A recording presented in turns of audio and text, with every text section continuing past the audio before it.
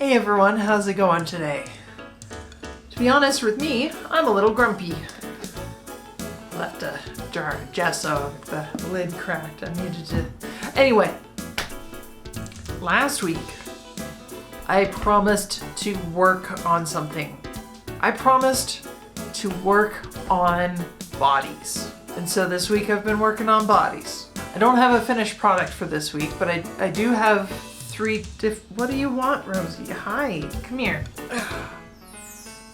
I've got 3 things to show off this week. They're not good. I don't like them. I do like you. Hey, baby. Hey, yo, baby girl. Hey, yo. Okay. You don't want to be here. Anyway, enjoy.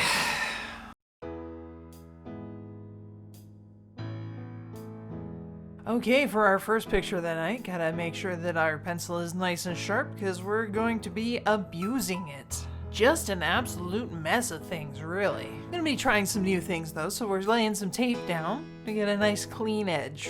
One of the unfortunate side effects of having more than the face in the picture is that the face has to be quite small. This is an obvious drawback when the medium that you're using happens to be the size of a finger. Now, this might be the first one that I'm showing, but it was the 3rd one in terms of order. I'm saving the best for last. And let me tell you, it does not start strong with this one. But that's kind of the theme for tonight, is practice.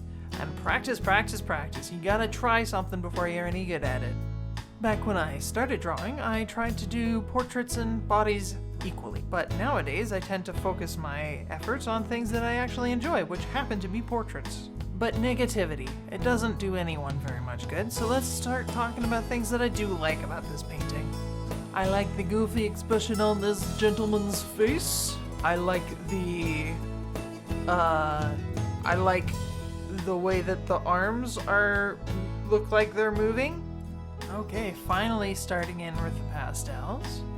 Gonna layer in a little bit of regular colors to start. I would say that it's probably a good thing to be uncomfortable with some of your decisions.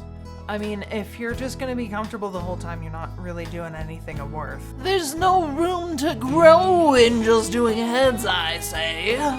And so I present to you a badly rendered bare torso, which I actually think I forgot to draw the nipples on, so that's fun.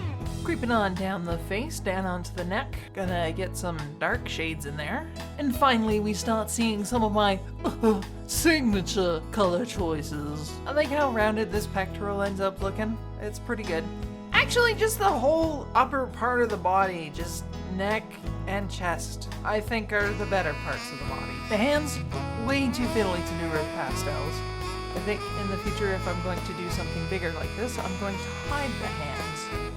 Do that classic high school, hands holding behind the back kind of pose. Some of you might be asking, Kaylee, if you've got such a problem with stuff being so small, why, oh why, did you use your 11x14 sketchbook for that? Why didn't you use your 18x24 sketchbook for that? And to answer you, maybe don't talk about the 18x24. I might have forgotten about that one.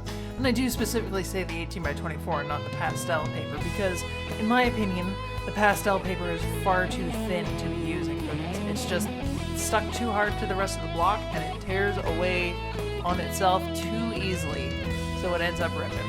And actually, if you go back to the pastel paper video, you can actually see a rip on... What do you want, Rosie? Hi. The cat is just all up in my business today. I have no idea why. She's just a very needy baby. Must be getting close to summertime.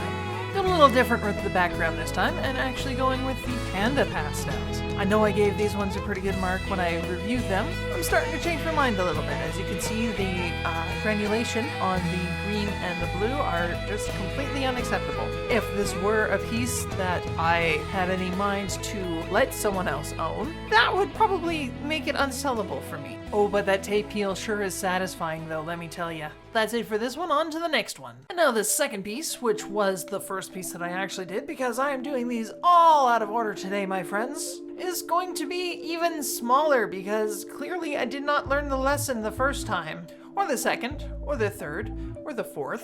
Or I think my thought for this one was I was going to use up one of my little 8x10 sheets for it. But I didn't have those on hand right away, so I ended up in the sketchbook, and here we are. I just taped it off for an 8x10. So if I wanted to, I could go in and cut it out and put it into one of my picture frames that I have lying around. God, this thinking sure does get convoluted when you start thinking about paper too. It's almost like the material that you're drawing on is almost as important as the material you're drawing with. Just about missed it, but the pencil that I'm drawing with this time is a Crayola Erasable. Last painting with the Running Man was a Prismacolor Colorase in just about the same color. And it must have been just about supper time because there is very clearly an empty bowl of soup right there. And here you have a beautiful shot of my head as I'm cutting up some tape to make the painting process more enjoyable for me. I kind of like the look of it popping out of frame a little bit. This was just a hobby knife that I picked up at the dollar store, nothing special. Oh, and here come the Gallery Artist Soft Oil Pastels. Once I get the 72 set that I've been having my eye on for a while, I will be doing a review of them, but until then, please know they are my favorite. Starting off strong were some of my yellows and oranges. Let me tell you, if the first one was too small, you have no idea how much I struggled with this one. I feel it ranks ever so slightly higher than Running Boy, simply because the drawing is a little bit better, so it has a better start to it. Oh geez, and then my hand moves and it instantly makes a fool out of everything that I've just said. Hey Rosie, is it supper time? Folks, it looks like I'm gonna have to take a short break to give her num-nums, but I'll be right back. Okay, back just in time to watch the hair grow on this boy, and his lovely little bowler hat. I quite like the rough blending on the hat. Good job, Kaylee, for salvaging a hopeless situation. Oh, ho, ho, starting in on the hand now. Clearly, we're going to have problems with that. If the face was too small, you can imagine my surprise when, in fact, the hand is also too small. Remember that thing that kids would do in elementary school when they would say that if your face is the same size as your hand and they had cancer, they'd smack you in the face with your own hand when you tried to check? That's pretty much, there's no problem. There's no risk of anyone doing that to this boy. His head is far too large for him to fall for that. Here is a shining jewel in this picture, though, is how I handled the shirt. And if anyone thinks I'm being too hard on myself for drawing something that might not have worked, please know I'm doing this with the best of love for myself. I do not hold this personally against me. I know that sometimes I can be a bit of a jerk, but we all know that I ultimately love myself. And honestly, when both parties love and appreciate each other, sometimes that means that a little bit of tough love is necessary to get your point across. I do wonder if this child sometimes wakes up in a cold sweat in the dead of night, knowing that he has a backpack that is the same color as his flesh. Not even bothering with the second set for this one. It's such a small area that I feel confident drawing in with the greens on my gallery set. And again, a lovely little tape peel. I simply adore those hard edges that it gives it, and I think I might start doing this more in the future. And now I'm just marking out the 8x10 size if I should choose to cut it out, and we're on to the next piece. Now this piece is the best looking of the three that I imagine, but that is mostly because I don't waste too much space on the body, so I end up falling into my old trap again. Switching back to the Prismacolor Colorase, and I believe it is the exact same shade as the first one. I would skip ahead, but this segment is the shortest of the three, and I simply need the footage to keep going the way it is. But through the magic of jump cuts, I do achieve something, and oh look, there we have it! Back to the pastels. Starting with the neck for some reason, I'm not really sure what I was doing there. Trying new things got me twisted up and thinking so strange, I don't even know what my thought process is half the time. But anyway, a quick blend and we're on to the face. I do like how well the ear looks despite having almost no details in it. And going in with the signature at this point, a blue chin, and we can see that this is indeed a very pouty baby. I feel it can be important at times to hype yourself up, and I do feel like this one deserves some hyping. Not so much because of its own qualities, but mostly because, well, it's been a rough couple of sketches so far. Next week I should have something a little bit more in my wheelhouse because I went and picked up a cheap pack of oil pastels from Panda. A 50-pack set for $7.50. I don't think that there is even such a thing as quality past that. One of the hardest things of this I don't want to say job because it doesn't actually pay anything, but one of the hardest things about this hobby is not being able to open art supplies until you're on camera. Gotta get that crispy crackly cellophane unwrapping fresh off the camera. Going back to the painting, you can see that I have finished the face, and it is a very, very grumpy face at that. And we're starting down on the arms. The arms don't have much definition to them. They are little fat baby arms. No muscles on this boy. No boyo. It might be a girl. It's so hard to tell with babies, especially when you're not actually looking at a baby. You're looking at a representation of a baby. Oh, but can we talk about this shirt that I drew? Because I love the way that the fabric looks in this picture. I feel like it saves the entire thing. Going back in with some green pinstripes that show up well in the purple just to make it a little bit more interesting. And going over the shadowed areas with a darker green.